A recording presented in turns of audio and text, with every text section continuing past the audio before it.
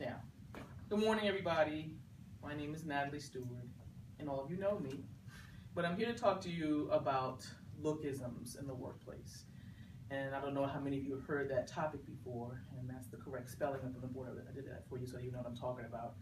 But by quick definition, lookisms is a standard of beauty and attractiveness and judgments made about people on the basis of how well or how poorly they meet that standard. I chose this topic because I've experienced it in the workplace myself. On several occasions I have, and we all have, done phone interviews, and you're talking to the hiring person and they're excited about your experience and they want you to come in and interview with them. But in my particular cases, on a few occasions, I've walked in, the interviewer saw me, gave me a look of disgust, and hardly ever gave me eye contact after that. And then the most blatant example I can share with you is I had an interview with someone who stared at my natural hair the entire time I was doing the interview, as if my hair applied for the job. So what I want to explain to you is the different types of lookisms that are out there. There are many different types. There's weightism, which is what I'm going to cover with you too. There's racial discrimination, and then there's physical attractiveness. Now, the weightism part, we know that I've experienced that one too, and that goes along with the interviewing. But NAFA has said that weightism is the largest form of discrimination in the workplace today, even more so than racial discrimination. Why? 3 reasons. It goes unreported for the most part. It's hard to prove. 2, it reaches across both genders and all ethnic groups. So there's a lot of fat people out there, and fat people face discrimination on a daily basis. The average fat woman makes 6% less than a fat man. And employers are okay with not hiring a fat person or firing them because there's a cost involved with having health insurance premiums with an overweight person. And then also the employer thinks they don't want their customers or their clients to have an unsightly person representing their service or their product. Physical attractiveness, we know that's popular. How many times have you heard someone getting a job, or you thought someone got a job, or possibly heard someone got a job because they were good looking? I know that you've all had at least encountered that a couple of times. So the one thing I wanted to cover you with the physical attractiveness is that, you ever heard of Abercrombie & Fitch? I know you have. If you haven't, it's a retail store. They have had several different types of lawsuits out there in regards to their actual policy called the look policy, where they discriminate against hiring people, and then firing them because they don't fit the look of their store.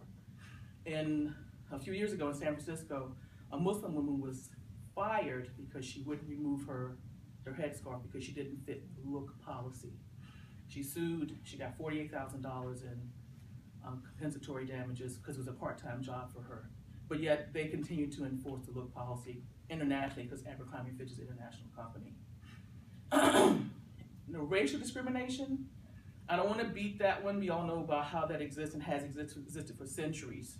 It's gone on in different types, but the newest way of racial discrimination that's going on now is an experiment that a group did a couple of years back, and I know it because I've had some people that told me about it, and I know someone that has done this too, is that the experiment was they sent out applications, but all the people were of equal talent and experience, and the people with white sounding names got 50% more callbacks than people of African Americans or Hispanic. That is one of the new twists of racial discrimination.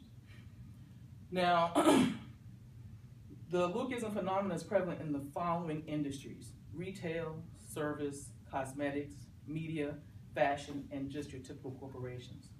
There have been legal actions formed against many of these companies, and there's only laws in 4 jurisdictions: Santa Cruz, San Francisco, Michigan, and the District of Columbia.